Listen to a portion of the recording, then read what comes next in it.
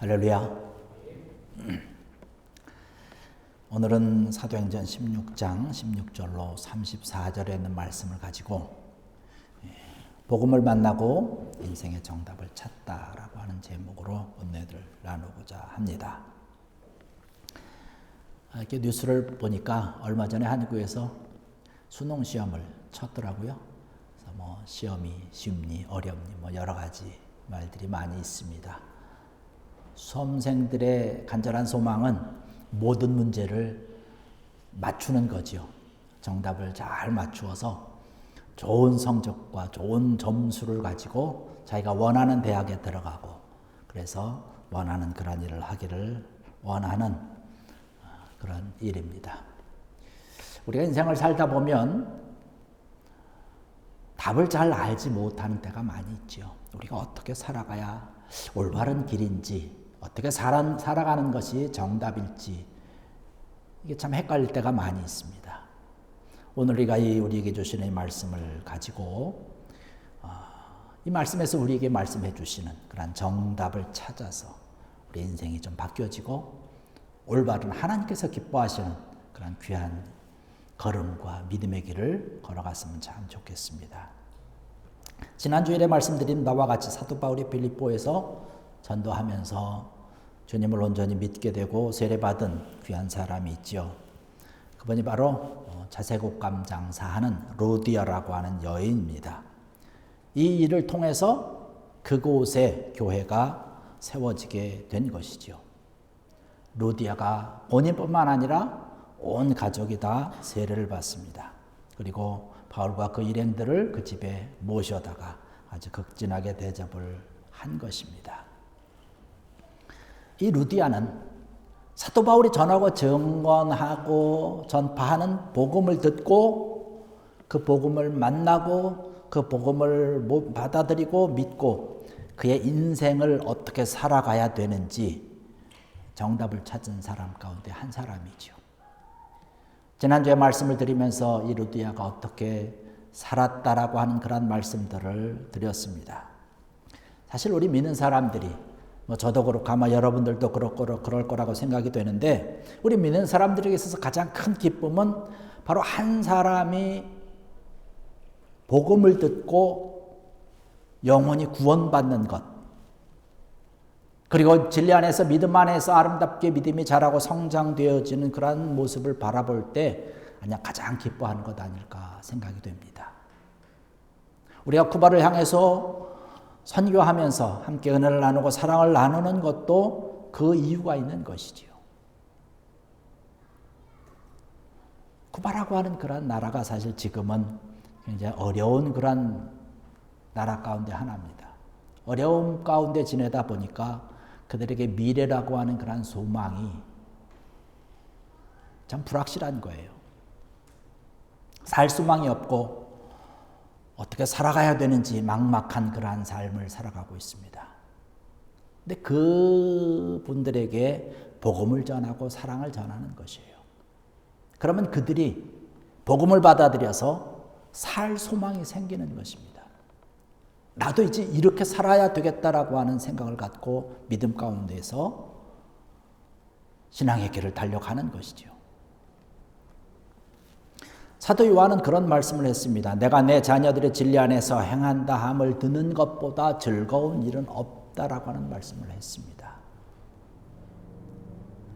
쿠바를 가서 어렵고 힘든 그런 교회를 방문을 해서 같이 대화를 나누고 예배를 드리고 기도하다 보면 물론 교회라고 하는 것이 우리가 지금 여기서 드리는 이 교회만큼 화려하지 않아요.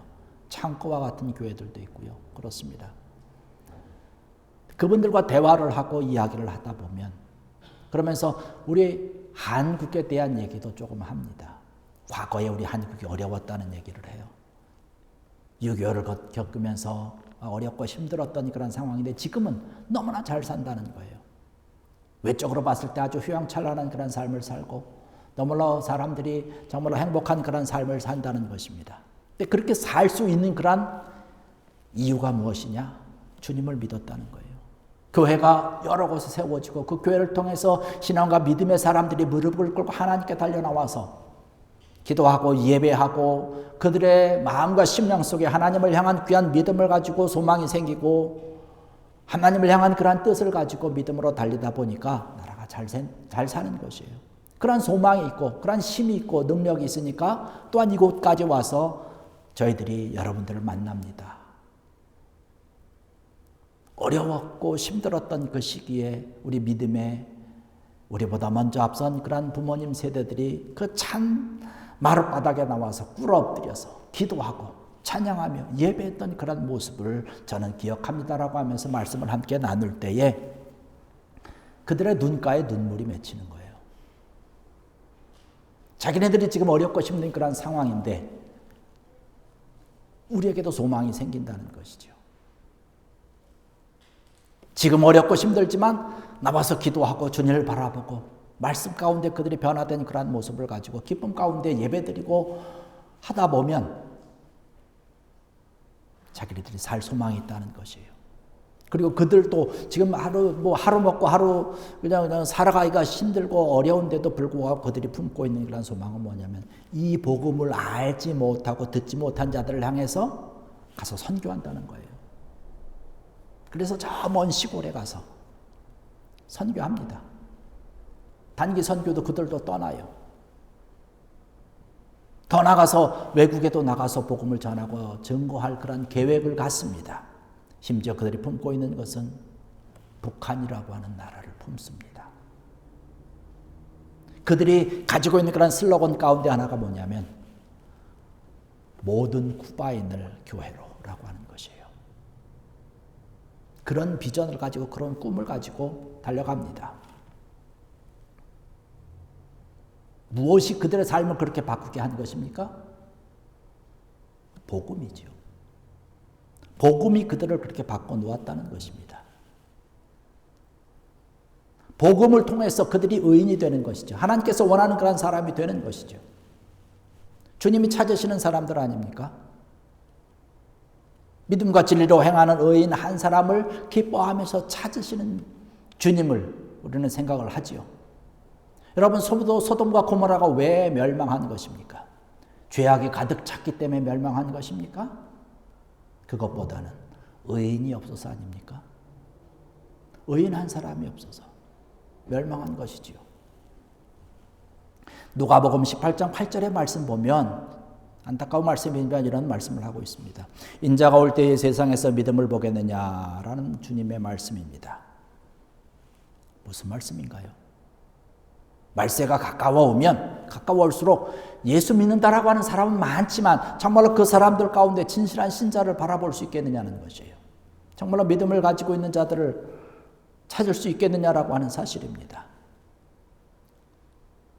오늘 이 자리에 참석하는 사랑하는 성도 여러분들, 여러분이 가지고 있는 그러한 믿음, 여러분이 들은 그러한 복음, 내가 만난 그러한 주님을 여러분 마음과 심령 속에 온전하게 붙들고 그 주님과 함께 하나님의 나라와 주의 영광됨을 위해서 귀하고 복되게 달려갈 수 있는, 그래서 하나님께 영광이 되는 여러분들 되시기를 주의 이름으로 간절히 축원합니다. 바울과 실라가 기도처를 찾기 위해서 가다가 귀신 들린 여종을 하나 발견을 하게 됩니다.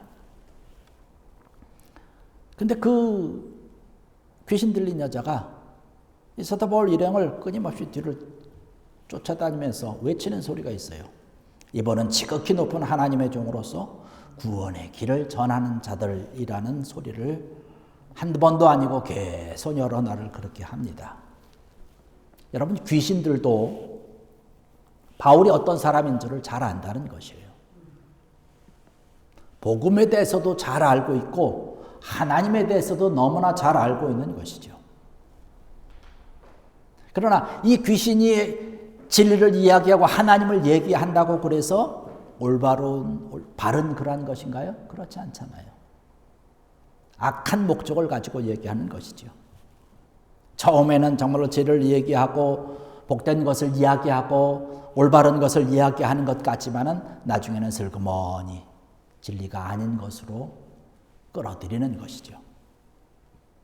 이단들이 사용하는 그런 아주 좋은 전형적인 수법 아닙니까?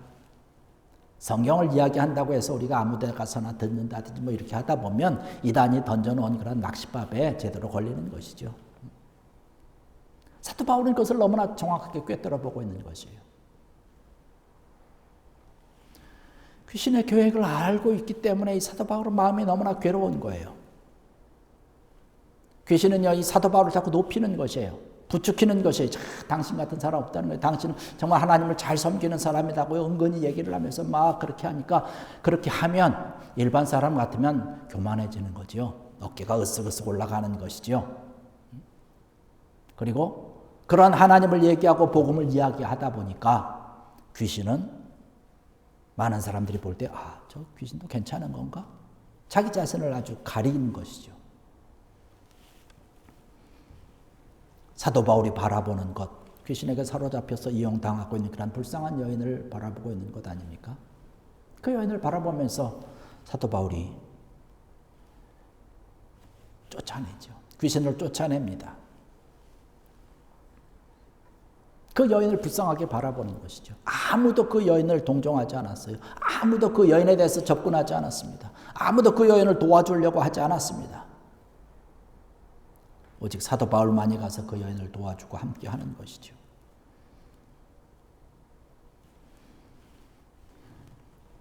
내가 예수의 이름으로 명하노니 그 여인에게서 나오라. 할렐루야. 살아있는 능력의 말씀을 전하고 증거하고 외치고 선포할 때에 그에게서 귀신이 떠나고 그 여인이 온전한 사람이 됐다는 사실입니다. 근데 문제가 하나 발생이 됩니다. 여러분, 귀신을 쫓아낸 것이 좋은 일입니까? 나쁜 일입니까? 옳지 못한 일입니까? 어떤 거예요? 좋은 일 아닙니까? 많은 사람들에게 칭찬을 받아야 되는 것 아닙니까? 근데 오늘 말씀을 보니까요, 뭐라고 이야기를 하고 있냐면, 그 여인이 정상적으로 되고 나니까 이제 그 여인을 데리고 있는 주인들이 사도 바울과 일행을 고소를 했어요.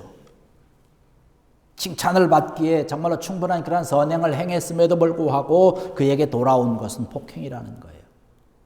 억울한 일을 당하는 것이죠. 근데 사도 바울은 이러한 부당한 고난을 받았음에도 불구하고 담대합니다. 주인이 노발대발해서 사도 바울을 이끌고 가서 관과에 가서 고발을 하게 되죠.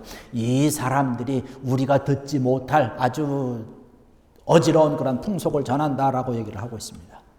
그러면서 이야기하는 것이 로마 사람들은 우리가 듣지도 못할, 생각하지도 못할 그러한 것을 전한다라고 고발을 하는 것이에요. 사회를 물러나게 한다는 것이죠. 민심을 선동한다는 그런 제목을 달아가지고 좀 고발을 한 것이에요. 그렇게 하다 보니까 재판장이 쌍방의 이야기를 들어야 되는데 쌍방의 이야기를 듣는 것이 아니에요. 재판도 하지 아니하고 고발하는 그 주인의 이야기만 듣고 옷을 벗기고 좀 매우 쳐가지고 감옥에 넣으라는 것이에요.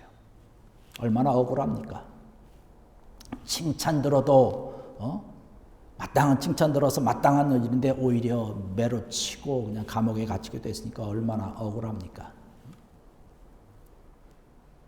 근데 사도 오늘 말씀 보니까 우리가 잘 아는 그런 내용들 아닙니까? 사도 바울은 조금 더 원망한 그런 모습이 없었어요. 오히려 한밤중에 하나님께 기도하고 찬송하고 그들의 마음은 굉장히 평온했다는 것이에요. 기쁘고 즐겁기까지 했다라고 하는 사실입니다.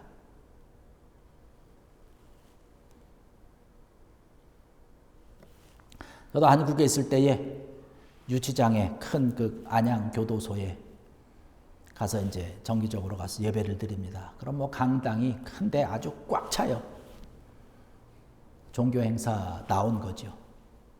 그래서 이렇게 표정들을 보면 참 죄송한 말씀이지만 아주 험악하기도 하고 뭐 이런 표정들이 많이 있어요. 감옥에 가면 그런 거 아닙니까? 그것도 내가 죄를 지어서 간 것이 아니라 부당하게 지금 당하고 있는 일 아닙니까? 억울한 일 아닙니까? 그러나 그럼에도 불구하고 사도 바울 일행은 억울해하거나 뭐 이렇게 하지 않냐고 오히려 찬송했다는 것이에요. 기도했다는 것이에요. 그 기도 내용도 뭐예요? 우리가 지금 억울하게 여기 속에 들어와 있으니까 나를 좀 풀어달라고 뭐 이렇게 하는 기도가 아니라 하나님께 모든 것을 맡기고 하나님을 향해서 기도하고 하나님께 찬송을 했다는 것이에요. 이 억울한 곳에 갇힌 것도 하나님의 뜻인 줄 믿습니다. 하나님께서 인도하심인 줄 믿습니다라고 하는 이러한 기도를 하나님께 드렸을 것으로 생각이 됩니다. 바로 우리가 신앙과 믿음의 삶을 살아가면서 때로는 억울한 일을 당할 때가 있지 않습니까? 그래도 나는 하나님과 주의 일을 위해서, 교회를 위해서 믿는 사람들을 향해서 정말로 내가 최선을 다하고 봉사도 하고 다 했는데 억울하게 억울한 일을 당할 때가 있다는 것이에요. 그럼 저 얼마나 속상합니까? 이러한 일들이 우리 교회 안에서, 믿음의 공동체 안에서 종종 일어나게 되는데 이럴 때 우리가 어떻게 해야 될까라고 하는 것이에요. 우리 사도 바울의 모습을 우리는 생각을 해야 될 것으로 생각이 됩니다. 하나님께 모든 것을 맡기는 것 아니겠습니까? 우리가 칭찬 들어도 마땅한 일을 해놓고도 책망을 들을 수 있는 그런 어려움과 고통의 일들이 우리에게 있는데 우리가 사실 얼마나 견디기 어려웠겠어요. 사람들은 나를 향해서 책망할 수 있지만, 사람들을 나를 향해서 때로는 손가락질할 수 있지만, 여러분 하나님이 기억하시고 주님이 기억하시는 줄로 믿습니다. 그러한 일들 가운데서 우리가 무너지지 말아야 되는 거죠. 하나님의 계획하심이 반드시 있다는 것이에요. 우리는 오늘 말씀을 통해서 그것을 보고 있지 않습니까? 하나님이 그 일을 통해서 하나님의 나라를 세워가는 일을 우리는 바라보고 있다는 것이에요. 베드로전서 2장 19절 20절의 말씀을 보면 베드로 사도가 그런 말씀을 합니다. 부당하게 고난을 받아도 하나님을 생각함으로 슬픔을 참으면 이는 아름다우나 죄가 있어 매를 맞고 참으면 무슨 칭찬이 있으리요.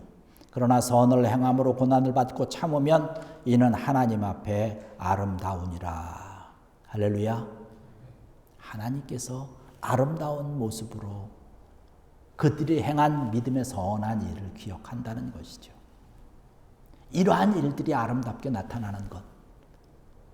그러면 우리의 삶이 아름다워지지 않을까요? 우리의 가정이 아름다워질 것이고 우리가 사회가 아름다워질 것이에요. 바로 우리가 해야 되는, 복음을 듣고 주님을 믿고 믿음으로 살아가는 믿음의 사람들이 해야 될, 올바로 걸어가야 될 아름다운 우리의 길인 줄로 믿습니다. 이러한 모습들이 우리에게 나타나야 되는 것이죠. 말씀을 계속해서 보니까 하나님께 찬양하고 찬송하고 기도하고 그러다 보니까 하나님께서 옥토를 흔들으셨죠. 호련히 지진이 나가지고 옥토가 흔들리기 시작했습니다. 옥문들이 다 활짝활짝 열렸어요. 그들을 묶고 있었던 그런 쇠사슬이 다 풀려졌다라고 성경이 기록하고 있습니다. 간수들이 깜빡하니 졸다가 깨서 보니까 올문이 다 활짝 열려진 거예요.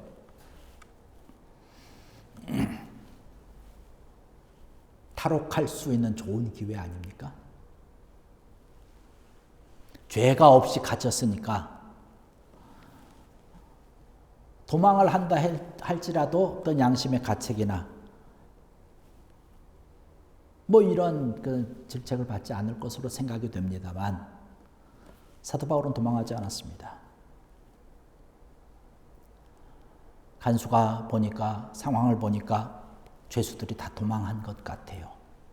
그래서 칼을 빼가지고 죽으려고 칼을 높이 들었는데 사도 바울이 말리지 않습니까?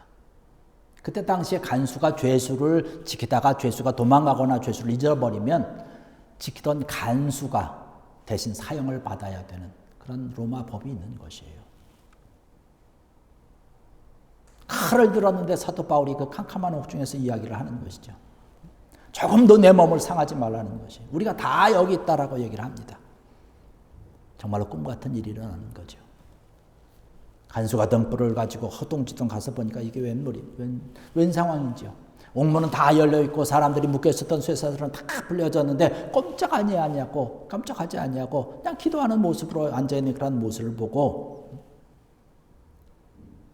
이 간수가 해야 될 것은 아무것도 없는 거죠. 성경에 있는 대로 바울과 실라 앞에 엎드리는 수밖에 없는 것이에요. 선생님,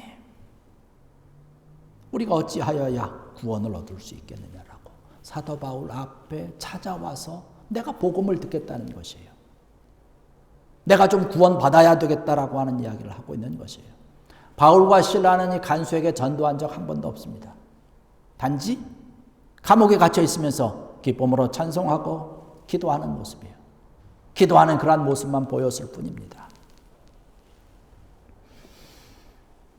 우리가 예수 믿는다면, 우리가 복음을 가지고 있는 그러한 사랑의 아름다운 믿음을 가지고 있는 사람이라고 한다면 우리의 모습이 이러한 모습을 닮아가야 되지 않을까 생각을 합니다.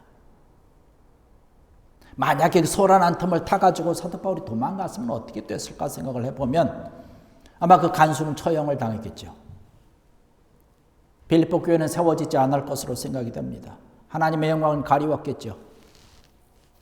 사도 바울은 영원한 죄인으로 아마 낙인 찍히지 않았을까 생각이 됩니다.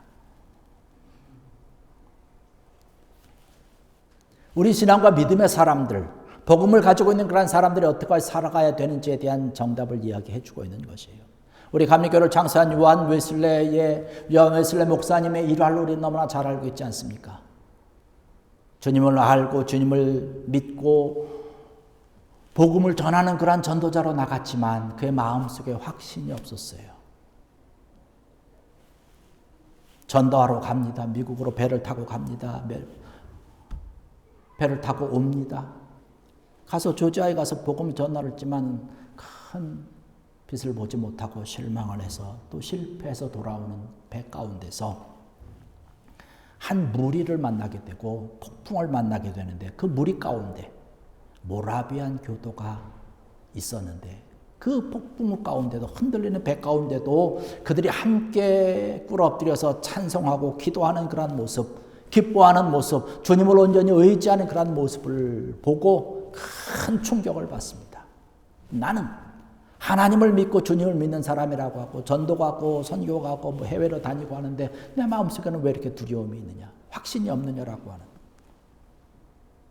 그 일로 기도하고 그 일로 주님을 찾고 갈망을 하다가 복음을 받아들이게 되고 올더스키에 있는 자그마한 교회 수요 예배 참석을 했다가 변화를 받게 되는 것이죠.